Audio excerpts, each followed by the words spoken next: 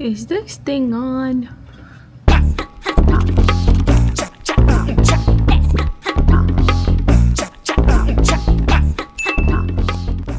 It's August, so what I need you to do right now is get out those vision boards immediately. Now, and I challenge you to hold back that sigh. So we all know the drill. New year, new vision board, new disappointments. But I want to be more optimistic than that. And I feel that if you are able to accomplish at least one goal, one, on your vision board, then you have done a good job. Now for those that want me to keep it real, you need to get off your ass, babes.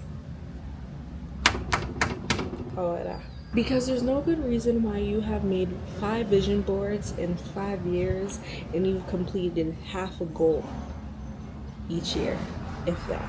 Now, to be fair, vision boards are quite arbitrary to some. But once you really hanker down and take it seriously, they work beautifully. I would know because last year I started having a resemblance of taking myself seriously, which also meant taking my vision board seriously. And this year was when I really hankered down and got my shit together. So because I believe in do as I say, not as I do, and a smart person learns from their own mistake, a wise person learns from other people's mistakes, I'm gonna share my vision boards with you from this year. Yes, multiple. Originally, I wanted to make a new vision board every month. I got this idea from one of Mother's videos, but I didn't do that. However, I did one at the beginning of the year. I did one at like the middle of the year, and then I recently just finalized a new board because I wanted to refine some things and some goals change from that second one in that short time frame. So I wanted to share that with you and assess my goals, what I have accomplished, what I didn't accomplish, what I'm still working on. And I'm really happy with my end of the year vision board. But before I start, I wanted to give some words of encouragement from the iconic Kim Kardashian. Get your fucking ass up and work. It seems like nobody wants to work these days. You have to surround yourself with people that want to work. Unfortunately, these words coming from a billionaire that got her start in a way is not that resonating with the general public, and I can understand why. But unfortunately, my fellow friends, it's true. I know the message delivered by a certain messenger can have a certain connotation to it, but I'm the messenger right now, and you really need to get your shit together and listen. I am for the critical thinkers. If you do not think critically, I have to ask you to leave, but please come back another day. Yeah, I'll welcome you with a big hug and a cookie. So I recently deleted TikTok, and I'm hoping it's more of an official break. I'm kind of really at my limit with the app. I'm tired of seeing people's opinions that have no thoughts behind it. I just feel stupider using it. The brain rot is too real. I want to have an actual attention span again. I want to be able to read a book, stay interested in said book. I used to love reading. I want to read again. TikTok has robbed me of my brain being able to process a book for more than 5 minutes. In the age of social media and the aggressive display of self-importance, I think people are not only lacking common sense, but self-awareness. I say this because I've seen an overwhelming amount of laziness and coddling on the internet in the years following COVID. And granted, we were locked up in the house for a hot, juicy minute. But COVID gave people a lot of time to think. And some people should just not be allotted that luxury, because we are seeing the effects of that. We see the effects of that on social media. And I remember when Kim K said that and people were so mad about it, blah, blah, blah. Listen, a lot of discourse that happened in the woke warrior days, I was sad, silent. Were you silenced or were you silent? I'd like to think I was silent because my brain was just too big for the general public at the time, but I digress. I actually just wrote all my thoughts out so I can remember things I want to say, but I just want to read it. So let me make myself more presentable so it's like an academic study. Am I a hot teacher now? So I'm just gonna read off my notes because it's actually an academic essay and I think my work should be respected in its purest form. Yes, Miss Kim K is in a different tax bracket than us, but what she was saying wasn't completely wrong. Let me explain. In the world of overnight fame, influence, and the rise of self-importance, everyone thinks they're the next Beyonce. Originality is dead, and so is hard work. A lot of people come online wanting to be influencers while simultaneously being lazy and wanting it handed to them. Everything takes time and effort and skill, and not everyone has the ability to skyrocket to Alex Earl, Addison Rae, Charlie D'Amelio, Monet McMichael's level of fame from the social media route. Social media has given everyone the false hope everything is possible, and I'm here to be the bearer of bad news and say that it's not. That may sound cynical, that may sound bleak or pessimistic, but not everyone is built for everything. Some people are more fitted to do other things, and if we want to argue, well, anyone can do anything they set their mind to. Yeah, they can, to a certain extent. But that's the part of being realistic, knowing yourself, knowing your market, knowing your personal skill set. And this applies to so many things, not just social media. I saw a video on Instagram Reels the other day, and they seemed like a really great gymnast in my opinion. I think they're more on the athletic gym side of whatever they were doing. I don't know.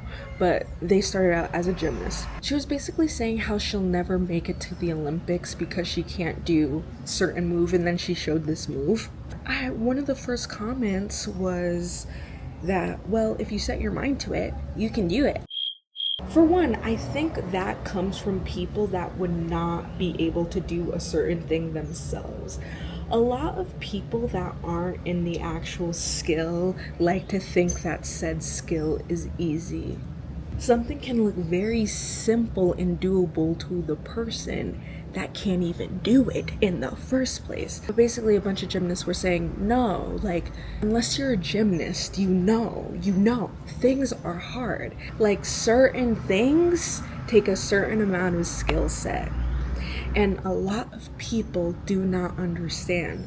Not only does it take a lot of skill set, it takes a certain amount of time, training. And if I'm seeing one that seems very skilled to me saying like, oh, that's not very possible or doable for me right now or possibly in the future, I'm gonna believe them. If they say it's not realistic for them, then it probably isn't.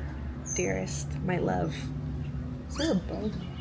I feel like when we get into the territory of people not thinking a goal is attainable for them, or at least attainable anytime soon, people view it as being negative, pessimistic, whatever. But not setting a huge goal for yourself isn't downplaying yourself or your abilities. It's simply being realistic with yourself and your abilities at the time. Anything can change, but the first step to goal setting and being ambitious is working with yourself in the moment and understanding what you can do. I wholeheartedly feel like social media, in particular TikTok, of course, has made people stunted when it comes to a growth mindset.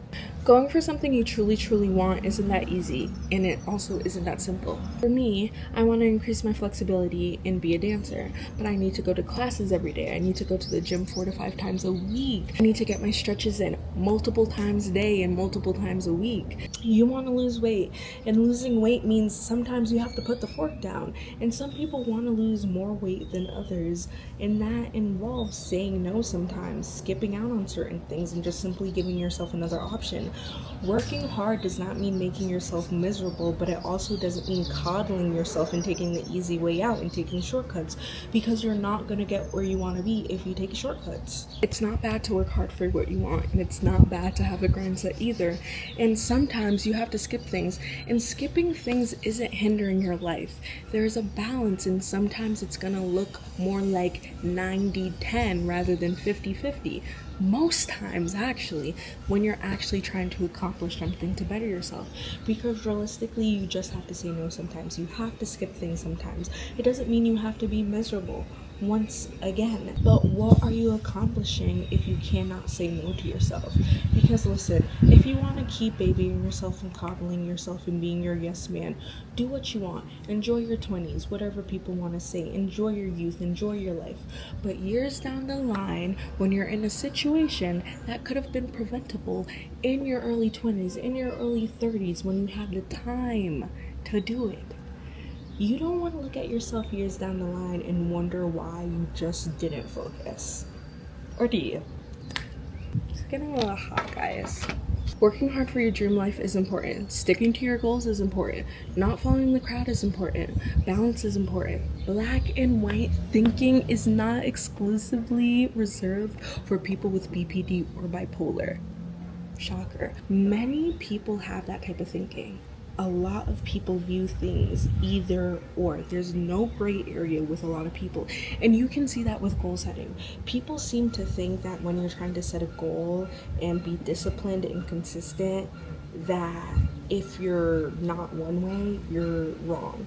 Like, it's so easy to compare it to losing weight because I am still on my weight loss journey. So I've been in that realm and just seeing like certain ways people like it's just not everything is so black and white.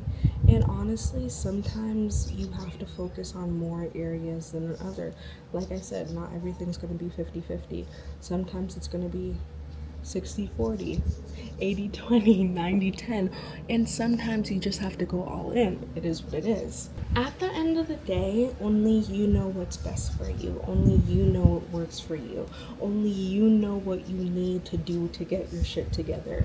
You need to ignore the noise, because years down the line, when you look back at yourself and wonder why you just didn't get your shit together, the internet amoebas that convinced you that you just need to treat yourself, be nice to yourself, don't work so hard, relax, life is too short, they will not be there to save you, babe. In fact, they'll be in the same position as you. Oh my gosh, I'm getting hot, guys. I'll be back.